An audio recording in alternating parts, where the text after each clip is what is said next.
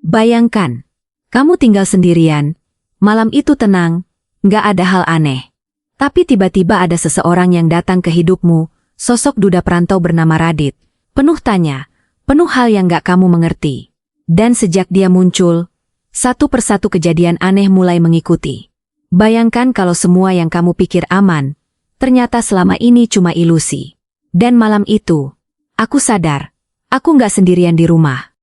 Halo teman-temanku, semoga semuanya dalam keadaan baik. Sebelum kita mulai ceritanya, silakan tinggalkan absen asal daerah di kolom komentar. Dan bila teman-teman berkenan, tekan tombol like dan subscribe agar channel ini bisa terus berkembang. Terima kasih banyak atas dukungannya. Karena dari sinilah saya bisa terus menghadirkan cerita-cerita yang nyaman didengar dan membuat teman-teman betah mengikuti setiap alurnya. Nama aku Siska, umur 35 tahun, janda asal Serang. Orang-orang sering bilang aku cantik, tapi aku sendiri ngerasa cuma perempuan biasa yang berusaha kelihatan kuat. Kenyataannya, aku sering kesepian. Aku punya sifat suka bercanda, biar suasana nggak kaku, biar aku sendiri nggak terlihat rapuh. Tapi di balik candaku, ada banyak hal yang sebenarnya aku simpan rapat-rapat. Aku kerja di sebuah toko baju di Serang Kota. Setiap hari harus senyum ke pelanggan, padahal kadang hatiku lagi kacau. Hidupku terasa datar. Rutinitas itu-itu aja. Buka toko, layani orang, pulang, masak mie instan, lalu tidur sendiri. Gak ada yang nanya aku capek atau enggak. Gak ada yang peduli aku butuh ditemani atau tidak. Sampai suatu hari, pintu toko terbuka, dan masuk seorang pria asing. Bajunya sederhana, wajahnya kecapean, tapi matanya tajam. Dia Radit, duda umur 45 tahun.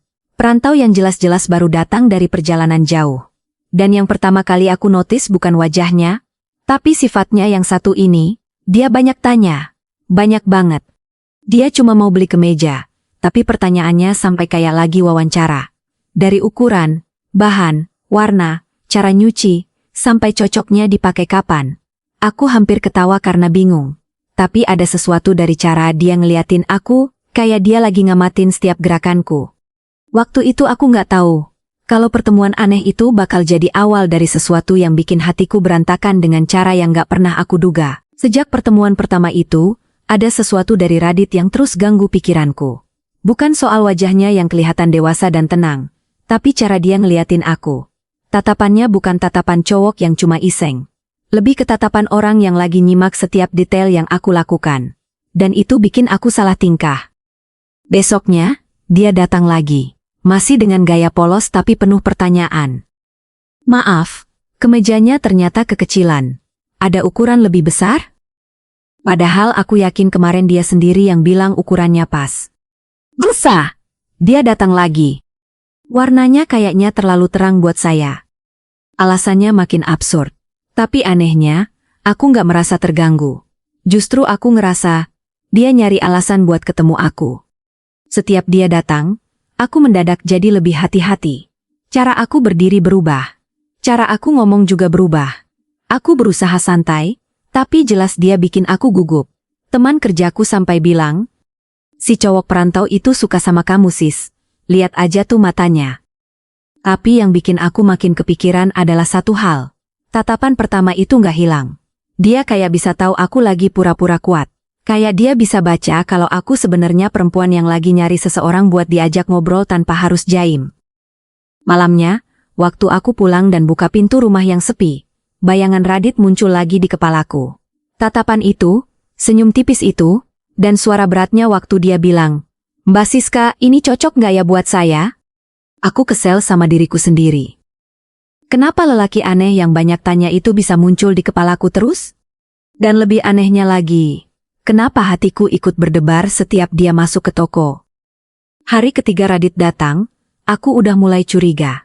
Kali ini dia muncul dengan alasan yang benar-benar gak masuk akal. Maaf, Mbak Siska, kemejanya kayaknya kurang nyaman dipakai. Ada model lain gak?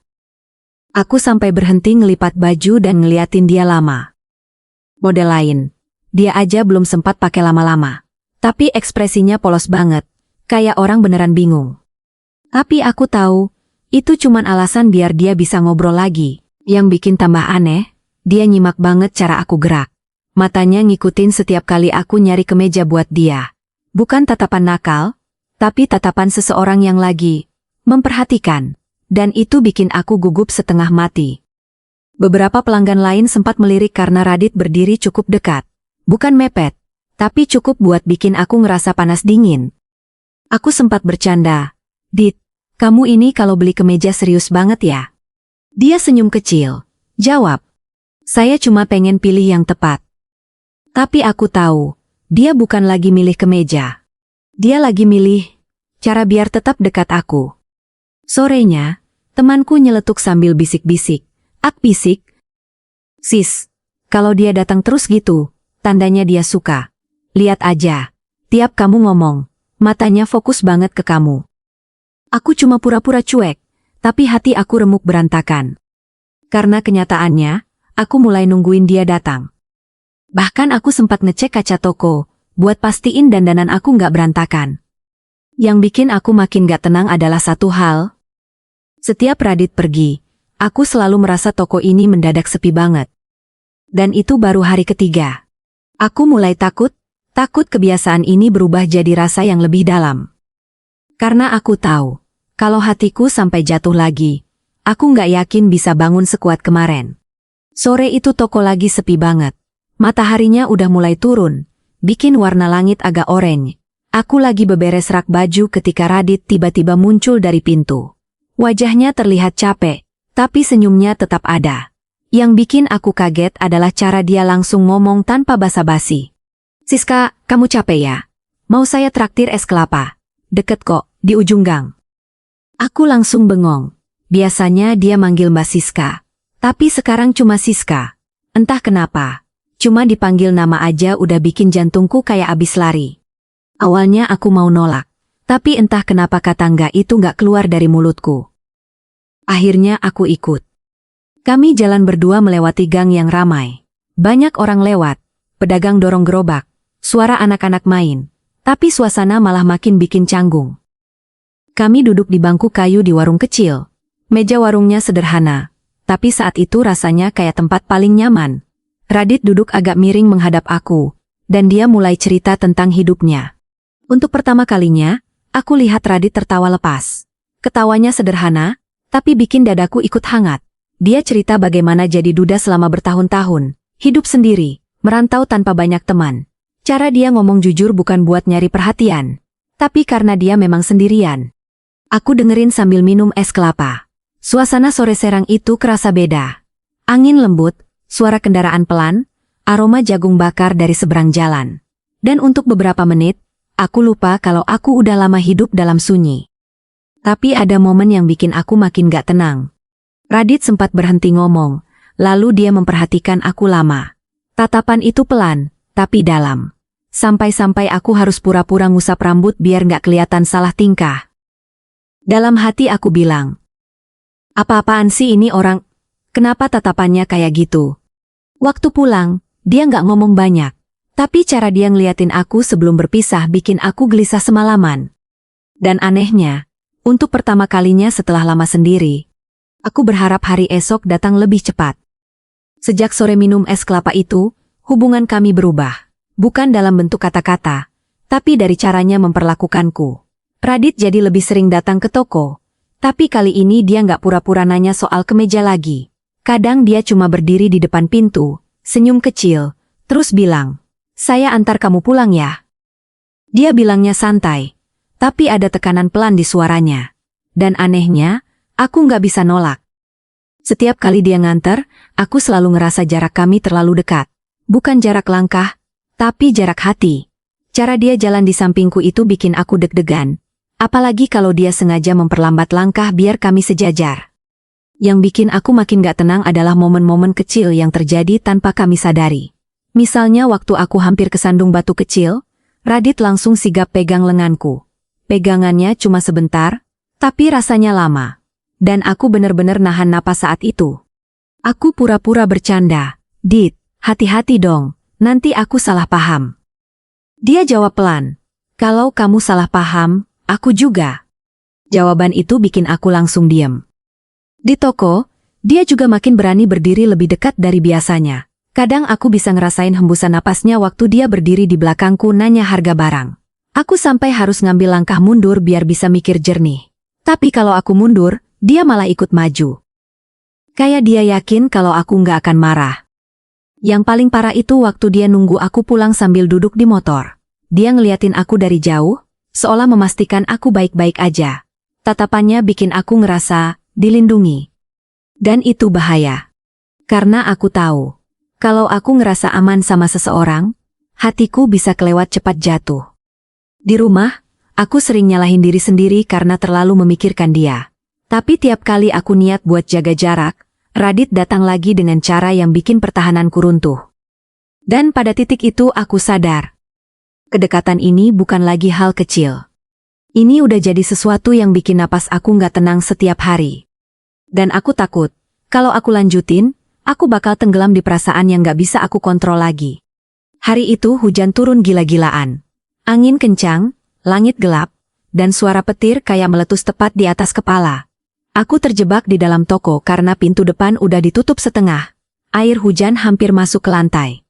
Teman kerjaku udah pulang duluan, dan aku lagi bersiap nutup toko saat sebuah bayangan muncul di balik tirai air. Itu Radit, basah kuyup dari ujung rambut sampai kaki.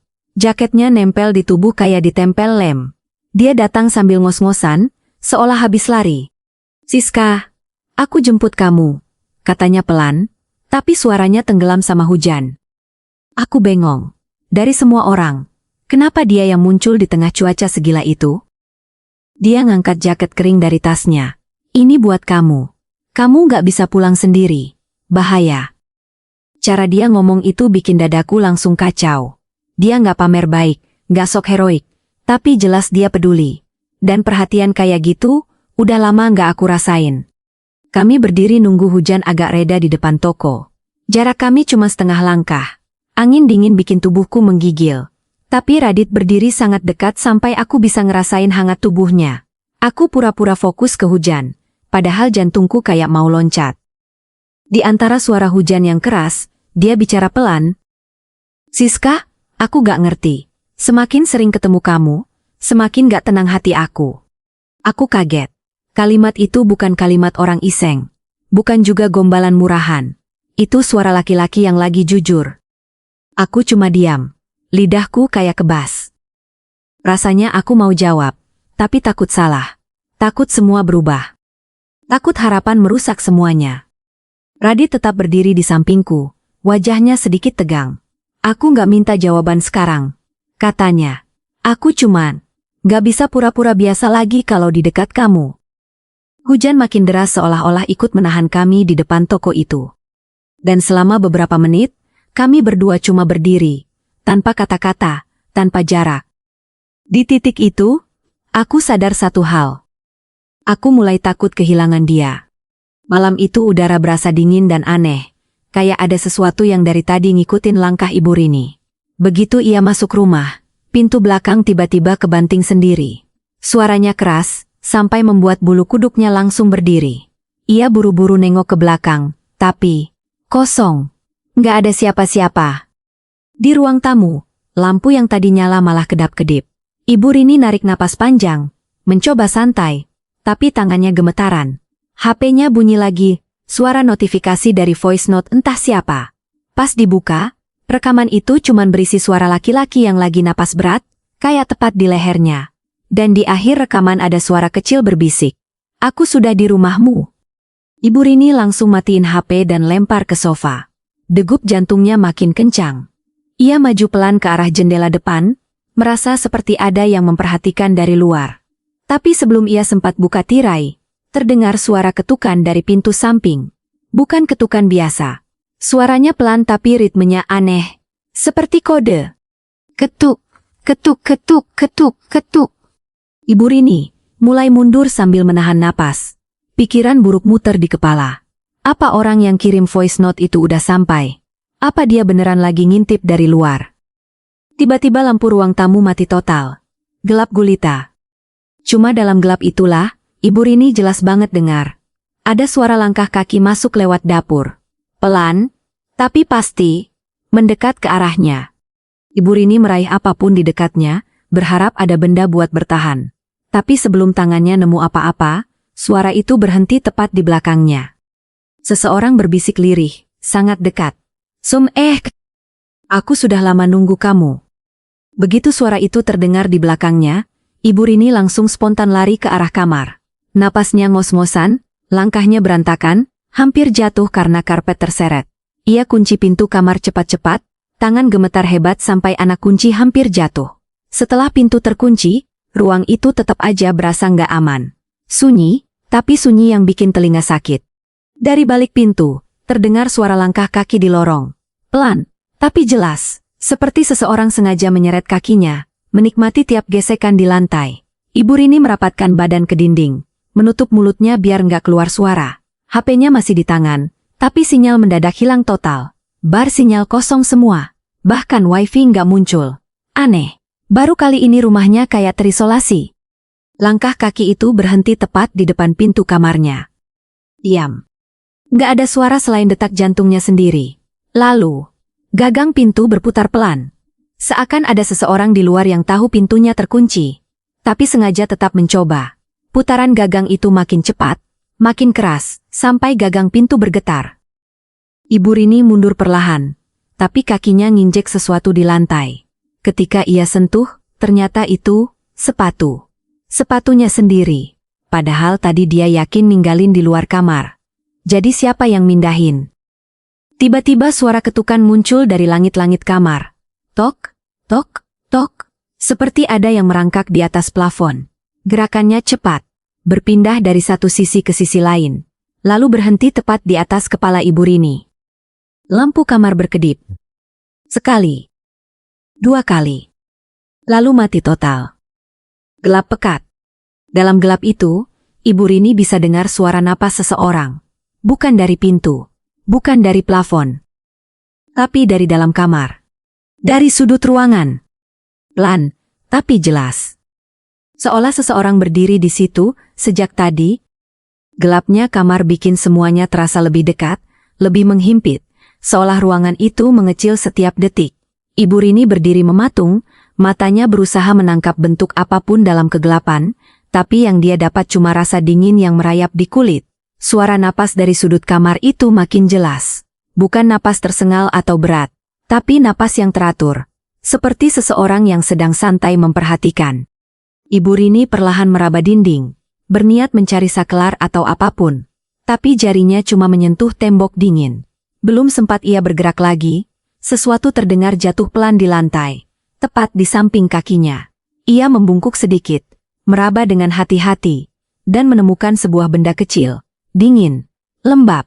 Ketika ia angkat mendekat ke wajah, tangan itu langsung bergetar.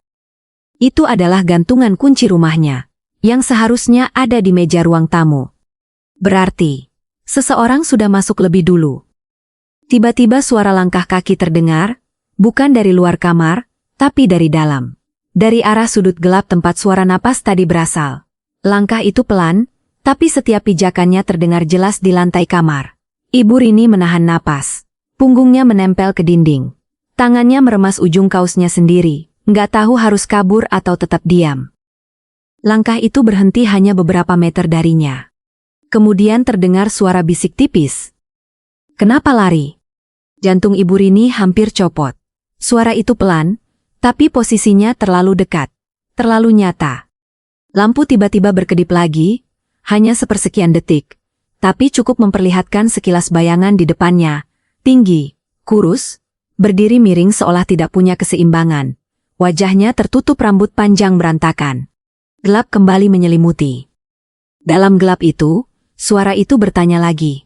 Lebih pelan, lebih dingin. Kamu tahu aku dari tadi lihat kamu kan? Kaki Ibu Rini melemas. Tenggorokannya kering. Ia menutup mulut menahan jeritan yang hampir keluar. Suara napas itu mendekat. Sangat dekat. Seolah seseorang berdiri tepat di depan wajahnya, hanya beberapa sentimeter. Dalam gelap yang pekat itu, Ibu Rini tahu kalau dia nggak bisa diam lebih lama. Suara napas di depan wajahnya makin jelas, hangat, dan terasa seperti menyentuh kulit. Ia mundur selangkah, tapi tumitnya menabrak sesuatu, mungkin koper. Mungkin meja kecil, yang membuat tubuhnya hampir jatuh. suara itu mendekat lagi, seperti mengikuti gerakannya tanpa jeda. "Jangan pergi," bisiknya, pelan tapi menusuk. Saat itu, lampu kamar berkedip untuk terakhir kalinya. Dalam satu kilatan pendek, Ibu Rini melihat sosok itu dengan jelas, wajah pucat, mata hitam dalam, mulutnya miring seperti sedang tersenyum tapi matanya tetap kosong. Di tangan sosok itu, tergenggam selendang biru milik Ibu Rini, yang tadinya ia taruh di ruang keluarga. Kilatan lampu padam lagi, dan dalam gelap, sosok itu bergerak cepat. Terlalu cepat, seolah merayap mendekat tanpa suara. Ibu Rini nekat meraba-raba meja di samping tempat tidur, dan menemukan sesuatu menas HP jadul yang biasanya ia pakai cadangan. Tanpa pikir panjang, ia tekan tombol darurat yang sudah ia set sebelumnya. HP itu memancarkan cahaya kecil. Hanya cahaya layar. Tapi cukup untuk membuat sosok di depannya mundur sedikit, seakan terganggu. Napasnya berubah kasar. Tiba-tiba, dari luar kamar terdengar suara pintu utama rumah dibuka keras. Suara langkah tergesa masuk. Lalu suara seseorang memanggil. "Bu Rini, ibu di mana?" Itu suara tetangganya, Pak Umar. Sosok di dalam kamar langsung berhenti bergerak. Dalam hitungan detik, cahaya lampu dari lorong masuk dari celah pintu yang masih terkunci. Bayangan sosok itu menghilang begitu saja, seperti ditelan gelap. Napas di kamar lenyap, suara langkahnya pun tak terdengar lagi. Lampu kamar menyala sendiri. Tak ada apa-apa. Tak ada siapa-siapa. Hanya kamar Ibu Rini yang berantakan, seakan baru ada seseorang yang mengacaknya. Dengan tangan gemetar, Ibu Rini membuka pintu. Pak Umar berdiri di depan pintu dengan wajah panik. Katanya ia dengar suara ribut dari rumah. Ketika masuk, ia tampak bingung melihat keadaan kamar. "Bu, ibu sendirian di sini?" Ibu Rini nggak bisa jawab. Suaranya hilang. Tenggorokan seperti terkunci. Pak Umar memegang bahunya, menuntunnya ke ruang tamu. Sudah aman. Nggak ada siapa-siapa." Tapi Ibu Rini tahu. Ada satu benda yang nggak boleh ada di situ, 6 selendang biru yang tadi dipegang sosok itu. Sekarang tergeletak rapi di atas sofa, seolah sengaja ditaruh. Ibu Rini menatap selendang itu lama. Perasaannya campur antara takut, bingung, dan peringatan. Karena malam itu, sebelum tidur, ia menemukan hal lain. Di cermin kamarnya, ada tulisan kabur seperti bekas jari. "Besok aku datang lagi." Dan itu jadi malam terakhir ia berani tidur tanpa lampu. Dari semua yang aku alami, aku belajar satu hal. Kadang orang yang baru kita kenal bisa membawa perubahan besar dalam hidup kita. Entah itu baik atau buruk. Tapi satu hal yang pasti, kita harus tetap percaya sama insting kita. Kalau ada sesuatu yang terasa aneh, biasanya memang ada sesuatu yang salah. Jangan pernah menunggu semuanya terlambat. Terima kasih sudah mendengarkan ceritaku sampai akhir. Hidup memang penuh kejutan, dan kadang kejutan itu datang dari tempat yang paling gak kita duga. Semoga cerita ini bisa jadi pengingat buat kita semua, bahwa menjaga diri itu penting, dan percaya sama suara hati itu lebih penting lagi. Sampai jumpa di cerita berikutnya.